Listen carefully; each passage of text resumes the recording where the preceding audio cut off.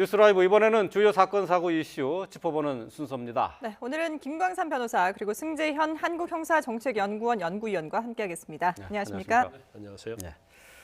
자, 오늘 먼저 살펴볼 주제는 추미애 법무부 장관과 관련된 내용입니다. 취임 40일을 맞아서 추미애 법무부 장관이 어제 기자 간담회를 가졌습니다. 첫 기자 간담회였는데요. 그동안 많은 논란을 일으켰던 추미애 장관. 어제는 수사와 기소를 분리하는 방안으로 검찰 통제를 강화할 뜻을 밝혔습니다. 직접 들어보겠습니다. 검사의 수사 개시 사건에 대해서 내외의 다양한 검증을 강화하는 한편 검찰 내부에서 수사와 기소의 판단 주체를 달리하는 방향의 제도 개선도 검토하겠습니다. 검찰에서 중요 사건을 직접 수사해서 기소하는 경우에도 중립성과 객관성을 잃을 우려가 있기 때문에 객관성, 합리성을 담보하기 위한 내부적 통제 장치가 필요하다고 생각이 됩니다. 네. 자, 검찰에서 수사 그리고 기소 이걸 결정하는 검사를 따로 두겠다 이런 얘기죠. 지금 추미애 장관께서 말씀을 했다시피 가장 중요한 것은 중요 사건을 직접 수사해서 기소하는 경우에 공정성과 객관성, 중립성이 염려될 수 있다. 그렇기 때문에 객관성과 합리성을 담보하기 위해서 내부 통제 장치가 필요하다. 이런 말씀을 주시면서 또 한 가지 어떤 말씀을 주셨는가 하면 강제 처분에 의해서 수사를 하고 기소를 안 하면 모순이다. 즉 그런 오류와 독단이 생겨서 기소를 안 하면 무능한 검사가 된다라는 말씀을 주시면서 기소와 수사를 분리하겠다고 말씀은 주시는데요. 전체적인 큰 맥락에서는 타당할지 모르지만 과연 단독제 관청인 검사가 검찰총장이 기소를 하지 마라 그러더라도 기소를 하겠다 그러면 막을 수 있는 방법이 없는 그런 과정에서 과연 수사와 기소를 분리하는 것이 어떠한 의미를 가질 것인지는 지금 검찰청 내부에서도 갑론을박이 이루어지고 법조계에서도 많은 이야기가 나오고 있습니다. 네. 지금 현재는 검찰이 수사도 하고 그걸 가지고 이제 기소까지 하게 되는데 이 과정에서 그러면 문제가 있는지를 걸러낼 수 있는 장치가 지금은 전혀 없는 건가요? 아니 아주 많죠. 그러니까 제가 볼 때 이제 추미애 장관이 모르겠어요. 법조를 떠난 지 오래돼서 네. 어떤 법 제도나 검사의 현실을 좀 잘 모르고 하는 것인지 아니면 알면서도 어떤 정치 의도를 가지고 저렇게 하는지는 잘 모르겠지만 일단 검사가 사실은 단독 관청이에요. 단독 기관이에요. 그렇기 때문에 사실 그 위에 결재라인 없이 그냥 기소할 수 있습니다. 법적으로는. 그렇지만 지금은 그걸 통제하기 위해서 위에 부장검사가 있고 차장검사가 있고 검사장이 있거든요. 그래서 이번에 선거 개입 하명 수사랄지 조 전 장관과 관련된 수사에 있어서도 마찬가지로 부장이 먼저 검토를 하고 거기에 결재 라인에 도장을 날인합니다. 그다음에 차장검사 한 번 더 봐요. 그리고 검사장까지 가는 겁니다. 그래서 2중 3중으로 검사가 한 사건에 대해서 윗선에서 검토할 수 있는 그런 게 있고요.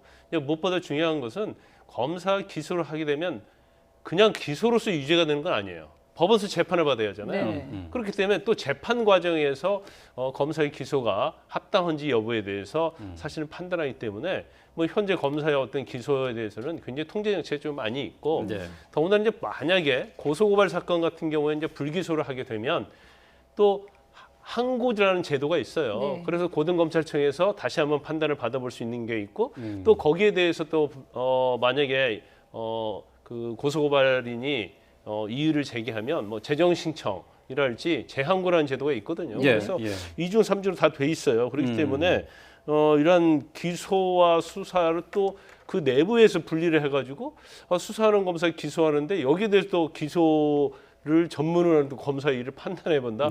이거 자체는 굉장히 옥상옥이 될 수 있을 뿐만 아니라 또 실효성에서 좀 문제가 있죠. 왜냐하면 검사는 동일체잖아요. 그렇기 때문에 수사하는 검사 사건을 또 같은 동료인 다른 검사가 이걸 가지고 판단을 한다. 이거 자체가 사실은 실효성이 없을 뿐만 아니라 어떻게 보면 지금 검사들이 굉장히 일이 많잖아요. 근데 또 다른 일을 또 주는 그런 일이 생기는 거예요. 그래서 이건 좀 현실을 좀 잘 몰랐든지 아니면 알면서도 지금 너무 검찰 통제에만 신경을 쓰고 있는 게 아닌가 그런 생각이 듭니다. 한 말씀만 더 드리면 제도적 관점에서 좀 말씀을 드리겠습니다. 사실 검경수사권 조정이 이미 통과가 되었기 때문에 우리 민생 사건의 95% 정도는 이제 경찰이 수사를 하게끔 되어 있고 네. 경찰이 수사를 하고 난 다음에 그 기소를 결국 검찰이 담당하고 있기 때문에 수사와 기소는 이미 검경수사권 조정에서 95%가 분리가 되어 있는 상황이에요.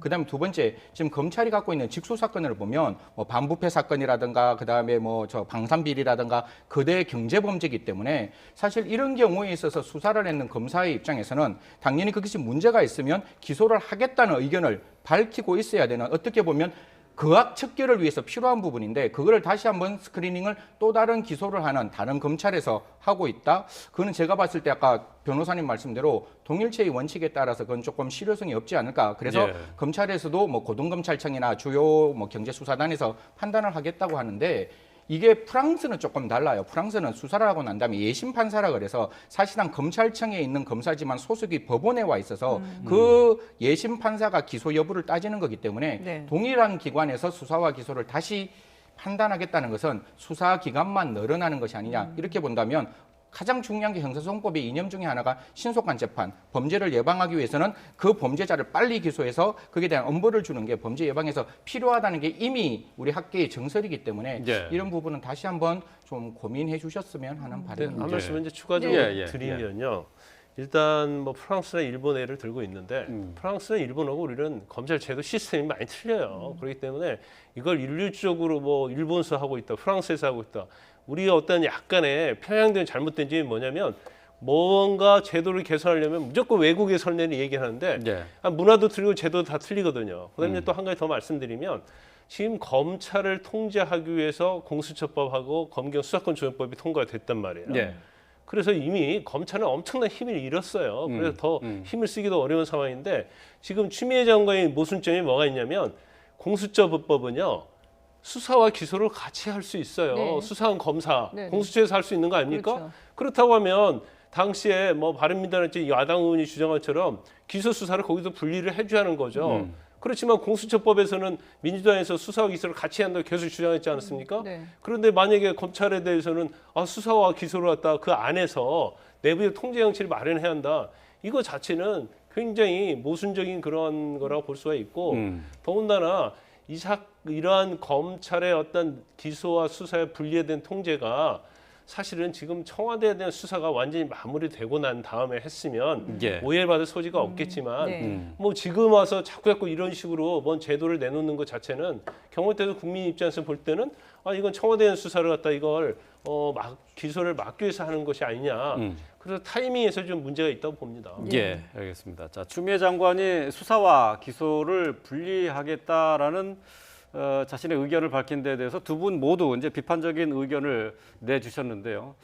자, 지금 현재 있는 제도만으로도 충분히 중립성과 객관성을 담보할 수 있다라는 주장인데 이게 말씀하시면서 검사가 이제 단독제 관청이다라고 하셨는데 이 부분을 조금 더 설명을 좀 해주셔야 될 것 같아요. 그러니까 검사가 한 명 있는 그러니까 그 검찰청에 있는 하나의 뭐 415 뭐 사무실이 있으면 그 사무실이 하나가 자기가 운영하고 있는 하나의 행정 부서가 되는 거죠. 그렇기 때문에 자기가 판단했는 그 권한에 따라서 이 사람이 죄가 있고 죄가 없다는 것을 수사하면서 밝혀졌을 거잖아요. 그럼 네. 검찰된 입장에서는 그 사건을 수사해서 합리적 의심이 없는 고도의 개연성, 즉 이 사람이 죄인이구나라는 생각이 들면 기소할 수 있는 권한을 국가가 부여했다는 거죠. 그거는 헌법과 법률에 나와 있는 내용이기 때문에 검찰청법에 나와 있는 내용이기 때문에 지금까지와는 조금 달라요. 혹시 앵커님들 다 기억하실지 모르겠지만 이전 우리 40년 역사에서 권력에 살아있는 권력에서 가장 큰 문제는 검찰이 권력의 신여로서 그 수사를 안 했는 게 문제인 거예요. 그렇죠. 안 하고 덮고 엎고 뭉개고 이게 문제였는데 지금은 살아있는 수사에 대해서 살아있는 권력에 대해서 수사를 하다 보니까 이러한 불편한 점이 나와서 사실 검찰이 어떻게 됐는가 하면 다른 외부에서는 기소를 하라는 의견이 있었음에도 불구하고 기소를 하지 아니하여서 문제가 되었는 거거든요. 네. 그래서 단독제 관청으로 있으면서 그 검사가 자기의 의지에 맞추어서 내가 기소하겠다고 이야기를 한다면 사실 자기가 옷벗을 각오를 하면 당연히 그것을 기소할 수 있는 권한이 존재를 하는 거거든요. 그렇기 때문에 지금 예를 들어 검찰총장조차도 어떤 개인의 검사에 대해서 이 사건을 물론 지휘 감독을 할 수 있는 권한이 있지만 그 지휘 감독의 권한을 벗어나서 기소를 한다고 해서 그 기소가 위법하거나 불법하지는 않다는 거죠. 네. 그런 어떤 내용을 말씀드리는 거고 지금과 전혀 다른 상황. 저는 예를 들어 기소와 그다음에 수사를 분리한다면 현재 살아있는 수사에 살아있는 권력에 대해서 수사를 뭉갰을 때 그것을 제대로 수사할 수 있도록 기소를 하도록 만드는 그런 분리라면 저는 이해를 하겠는데 특정 사건 하나를 가지고 지금 반대적인 의견이 나오는 거잖아요. 네. 이게 어떻게 보면 과도한 수사가 있고 절차적 어떤 적법성이 보장되기 위해서 수사에 대해서 다시 한번 스크리닝을 하겠다는 말씀 주신 부분에 원론적인 입장은 분명히 동의를 함에도 불구하고 예. 기존의 우리나라의 검찰청의 역사는 전혀 반대적인 입장, 즉 권력에 대해서 수사하지 않았던 게 더 큰 문제점이라는 걸 꼭 지적드리고 싶습니다. 예. 두 분 모두 이제 좀 우려를 표하신 그런 의견을 주셨는데 그만큼 또 이제 검찰 내부에서도 두 분과 비슷한 그런 의견들이 나오면서 좀 반발 움직임이 있거든요. 근데 이 추미애 장관이 이렇게 뭐 수사와 기소를 분리하겠다라고는 하면서 수사 지휘권이라든지 이런 부분에 대해서는 좀 민감한 부분이어서 그런지 언급을 안 했어요. 이건 어떻게 해석을 해야 근데 될까요? 이제 법무부가요. 이제 검찰의 수사권에도 과도하게 개입하는 건 좋지 않아요. 왜냐하면 지금 계속적으로 우리 공수처법이랄지 검경 수사권 조정법을 왜 만들었어요? 그것은 검찰이 이제까지 권력의 신여로서 어떤 청탁 수사를 했다랄지 여러 가지로 권력의 눈치를 보면서 하수인을 했기 때문에 그런 법을 만든 거잖아요. 네. 근데 이게 법무부가 사실은 그런 법이 통과됐으면 사실 이제 검찰의 어떤 정치 중립성 이런 부분이 상당히 법에 의해서 담보가 돼 있다고 보거든요. 근데 그렇게 법을 제정해놓고도 계속적으로 검찰을 통제하려는 의도를 보이고 더군다나 이런 기소 수사랄지 이런 부분에서 검찰이 알아서 해야 할 일을 법무부가 과도하게 개입을 하게 되면 이제 저거 자체가 검찰의 정치적 중립성을 해치는 거죠. 그러면 만약에 법무부가 이런 식으로 계속 나가면 검찰 자체는 물론 반발이 있겠지만 결국 법무부 눈치를 볼 수밖에 없는 거예요. 그리고 만약에 살아있는 권력의 수사를 한다랄지 여러 가지 뭐 고위공직자랄지 물론 이제 공수처에서 수사를 하겠지만 여러 가지 정권과 관련된 뭔 수사를 할 때는 제대로 수사할 수 있겠습니까? 더군다나 내가 수사를 했는데 정말 나는 최선을 다해서 수사를 했고 수사검사는 이건 기소하는 게 맞다고 생각했음에도 불구하고 또 다른 뭐 기소를 심사하는 그러한 또 어떤 뭐 기구를 만들어 가지고 이걸 심사해 가지고 기소를 못하게 만들어요. 그럼 어떤 검사가 소신 있게 수사를 할 수 있겠습니까? 그래서 궁극적으로 보면 검찰의 정치적 중립성이나 독립성 입장에서 법무부가 과도하게 검찰에 개입을 하고 통제하는 것 자체는 이건 굉장히 검찰 개혁이 아니라 검찰 개악이 될 수 있어요. 네. 그래서 저는 이제 개인적으로 볼 때는 이제 검경 수사권 조정이랄지 공수처법이 이미 통과됐고 또 여러 가지 내부적으로 검찰 개혁을 마련해서 법무부하고 지금 검찰이 앞으로 개혁을 하겠다고 하는 과정이잖아요. 네. 그러면 이 정도 선에서 검찰이 개혁을 하게 만들어야지 더욱더 검찰을 어떻게 고삐를 조여서 아무 일도 하지 못하게 아니 뭔가 통제를 하고 하려는 것 자체는 그런 발상은 사실 바람직하지 않다고 봅니다. 예. 자, 추미애 장관 어제 또 논란에 이제 기자회견을 했는데 그 이전에 윤석열 검찰총장도 월요일 날에 취임 후 처음으로 전국 검사장급 회의를 열었습니다. 이 자리에서 선거범죄 수사의 공정성을 강조를 했었는데요. 윤 총장의 얘기를 잠시 들어보고 오겠습니다. 여러분 한 분 한 분이 우리나라 헌법 질서를 지키는 헌법 수호자라는 점을 명심하시고 선거 범죄에 엄정하고 단호하게 대처함으로써 검사가 정치적으로 편향된 것은 부패한 것과 같다는 점을 명심해야 합니다. 공정성이 의심받지 않도록 일체의 언행이나 처신에 유의하여 주시기를 당부드립니다. 네. 자, 윤석열 총장의 얘기를 들어봤습니다. 검사가 정치적인 편향성을 갖는다는 것은 부패한 것과 같다 이렇게 얘기를 했는데 최근에 뭐 기소 문제를 둘러싼 논란, 이 자분과도 관련이 있는 얘기인가 아닌가 싶어요. 의도는 저희가 뭐 윤석열 총장 마음속에 들어가지 않았기 때문에 알 수는 없지만 지금 윤석열 총장이 했는 말 중에 반드시 일선 검사들이 마음에 새겨야 될 것은 헌법을 지키는 헌법의 수호자이다. 그리고 선거 사건이라는 것은 대한민국 헌법의 가장 기초인 국민 주권을 실현하는 것이고 이러한 국민 주권이 실현되기 위한 방법적 기초로서의 선거제도가 있는데 네. 그 선거제도에서 민의가 왜곡되는 것은 결국 국민 주권이 침해되는 범죄이기 때문에 이런 부분에 대해서 선거 사건에서는 좀 엄단해주고 적극적으로 수사를 하라라고 말씀을 주신 부분은 100% 공감을 할 수 있는 부분이죠. 왜냐하면 저희들이 이제 선거가 60일 정도도 남지 않는 시점에서 그 선거에서 검품 수수라든가 그다음에 여러 가지의 어떤 네거티브인데 그것이 가짜 뉴스로 만들어져서 정말 국민들에게 뽑혀야 될 엘리트가 뽑히는 것이 아니라 뽑히지 않아야 될 사람이 뽑혀서 국회에 가서 또 다른 그 민의를 왜곡하는 것은 반드시 막아야 되기 때문에 이런 부분은 지금 있는 정치적 사건, 지금 뭐 이제 청와대 하명 수사뿐만 아니라 앞으로 발생할 수 있는 선거 사범에 대해서 엄단하고 그다음에 그 수사를 정확히 한다는 것은 반드시 필요한 그 검찰총장의 말씀이라고 생각합니다. 예. 자, 그런가 하면은 지금 또 추미애 장관 같은 경우에는 이 선거 개입 의혹 사건의 공소장을 비공개로 결정했습니다. 그 방침에 대해서 이게 잘못된 관행을 바로잡겠다 이런 의도라고 얘기를 했어요. 과연 그 의지만큼 될까요? 뭐 저는 그렇게 봅니다. 사실 공소장의 공개라는 것은 우리가 공소라고 얘기하면 그 공소의 단어가 한자로는 그게 알린다는 의미고 퍼블릭이라는 의미잖아요. 그리고 공소장은 뭐 추미애 장관께서는 그것이 1심 판결이 1회 변론기일이 열리고 난 다음에 검사가 공소장을 낭독하기 전까지도 그것이 이렇게 좀 이렇게 공개되는 것이 부적절하다고 말씀을 주시는데 시기의 문제인 것이고 저는 그 부분에 대해서는 추미애 장관의 말씀에 전적으로 동의하는 바입니다. 기본적으로 어떤 인권 수사를 해야 되고 그다음에 피의 사실 공표가 안 되는 거는 100% 공감을 하지만 그것이 수사가 종료되고 난 다음에 적어도 검사가 공개된 재판에 공소를 제기한 것은 그거는 제가 봤을 때 공개돼야 되는 부분이 맞고 그거 일반인들에 대한 어떤 정보 공개가 아니라 특히 국회가 그러한 사건에 대해서 제대로 수사가 됐는지 그리고 그 사람들에 대한 어떤 수사가 적법하고 의법하게 됐는지를 확인하기 위해서 대한민국 국회가 그 공소장을 달라고 이야기를 했을 때는 그건 공개하는 게 맞는 거죠. 다만 그 국회가 그것을 언론에 그냥 무차별적으로 알리는 부분이 잘못되는 것이지 적어도 국회의 그러한 어떤 언론과의 어떤 어느 정도의 그 실링이라 그러죠. 그것이 알려지지 않는 게 담보만 된다면 적어도 국회에게 알리는 것은 저는 반드시 허용돼야 된다는 일이다. 그다음에 국회가 그다음에 언론에 알려서 이게 무차별적으로 또 다른 어떤 부작용이 발생하는 것은 국회의 내부적 어떤 정화작용으로서 를 막아야 되는 것이지 국회 자체의 공소장을 알리지 않는다는 것은 좀 부적절하다 이렇게 말씀드리고 싶습니다. 예.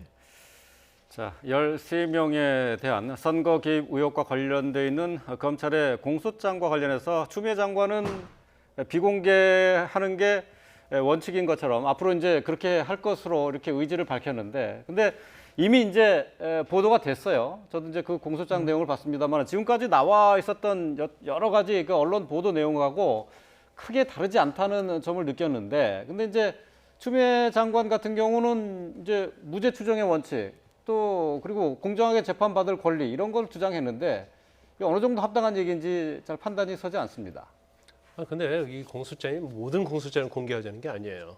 그러니까 국민의 알 권리를 충족해야 할 그런 필요성 있는 그런 공소장에 대해서 공개를 해야 한다는 거거든요. 우리가 일례로요. 박근혜 전 대통령에 대한 공소장이 있잖아요. 네. 그럼 박근혜 전 대통령이 피의 사실 공표 못하게도 있잖아요. 또 공개 소환 못하게 돼 있어요. 그럼 박근혜 전 대통령이 언제 검찰청에 들어갔는지 몰라요. 그다음에 수사를 어떻게 하는지 전혀 몰라요. 그다음에 기소가 됐는데 무슨 내용으로 기소됐는지 전혀 몰라요. 그럼 적어도 그게 한 5, 6개월 뭐 될 수 있는 거거든요. 그럼 그동안 국민은 깜깜해 아무것도 몰라요. 자, 기소가 됐어요. 법원 재판 잡히는데 또 시간이 걸려요. 그럼 재판 1회 재판하고 나서 그걸 국민이 알아야 한다는 거예요. 이거 자체가 과연 국민의 입장에서 보면 이게 상식적인지 이런 거에 대해서 좀 문제가 있고 만약에 추미애 장관이 정말로 본인의 어떤 소신, 어떤 인권이랄지 공판 중심주의랄지 뭐 피고인의 사생활 보호 이런 부분에 정말 본인의 소신이 있다고 한다면 전제 조건이 있죠. 그걸 자기 뜻대로 관철하려면 법을 개정해야 하는 거예요. 예. 국회법이라지 국회 증언 감정하는 법률을 개정을 하는 걸 자신이 추진을 하는 게 맞죠. 네. 그런데 법 자체는 그대로 남아 있고 아무리 법무부에서 비공개한다 하더라도 피고인한테 공소장은 송달이 되고요. 네. 또 이건 국회에서 대검이랄지 아니면 또 다른 방법으로 이 공소장을 입수할 수 있는 길이 이미 열려 있는 거거든요. 그걸 법적으로 막을 수가 없어요. 그래서 네. 법무부에서는 비공개하면 뭐 할 거예요. 결국 아무리 본인이 어떤 그런 소신에서 한다 하더라도 그거 자체는 이루어지기는 굉장히 힘들다 이렇게 볼 수밖에 없는 거죠. 예, 예. 자, 청와대 관련 수사와 관련해서 검찰에서는 이미 이제 13명에 대해서 기소를 했는데 이 기소된 사람들 가운데 일부가 지금 어제자로 이 검찰의 기소가 잘못됐다. 이게 허구의 날조다 이런 식으로 비판을 했어요. 이런 걸 볼 때마다 지금까지 저도 계속 이런 어떤 법조 관계되는 일을 해가 왔었는데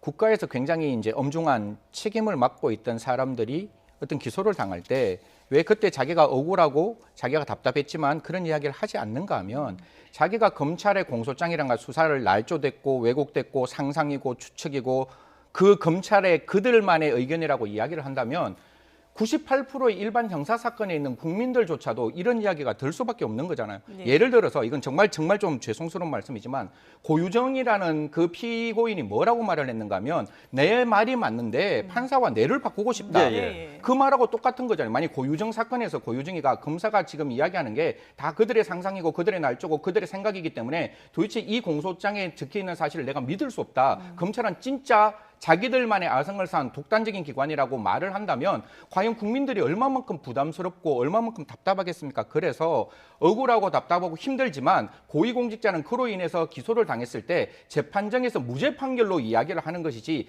그 공소장이 제기되는 사실을 놓고 검찰의 수사가 날조됐고 왜곡됐다고 말을 하면 나머지 98%의 형사사건에 있어서의 피의자가 검찰에서 수사를 받을 때 그 수사의 정당성이 깨어질 수 있는 부분이 분명히 있거든요. 그래서 네. 저는 그분들의 마음을 100% 이해를 하지만 그것이 재판정에서 이야기가 되었으면 그리고 무죄 판결로 이야기가 되었으면 분명히 공소장에서는 검찰의 의견이 맞습니다. 의견이 맞고 공소장은 공소장 일본주의이기 때문에 거기에는 증거관계가 붙여지지 않아요. 네. 그다음에 예단이 배제될 수 있는 내용이 나오면 안 되는데 일정 부분 예단이 있는 내용도 있기는 있어요. 하지만 그런 것들이 재판정에 가서 다투어져야지 재판정에서 검사가 잘못 기소를 하면 공소권 남용이라 그래서 327조 형소법인가요? 공소기각 판결로 소송 종결할 수도 네. 있는 부분이거든요. 네. 그렇기 예. 때문에 그렇게 따져나가는 것이지 지금 이 장소에서 이렇게 말씀하시는 것 한편으로 마음으로 이해하지만 또 다른 형사사건을 위해서 조금 자제해 주셨으면 감사하겠습니다. 예. 어쨌든 뭐 지금 피고인들은 그 공소사실 개별적인 내용이 하나하나에 다 반박을 하면서 지금 뭐 검찰 주장에 대해서 반박하고 있는 그런 상황인데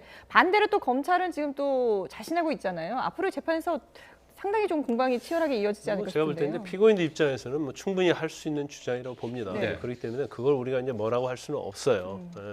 그렇지만 아마 이제 공소장이 공개되면서 여론적으로 굉장히 불리한 위치에 처하니까 이건 이제 언론에 아마 입장을 밝힌 것으로 봐요. 네. 그럼 이건 당연히 뭐 피고인의 권리라고 할 수 있고요. 이걸 뭐라고 얘기할 수는 없는데 일단 이렇게 볼 수가 있죠. 이제 검찰의 공소장이 뭐 검사가 상상과 추측에 의해서 공소장을 쓸 수는 없어요. 왜냐하면 검사는 작가가 아니잖아요. 예. 그러면 결과적으로 압수수색이랄지 관련자의 진술이랄지 이걸 토대로 하는 거예요.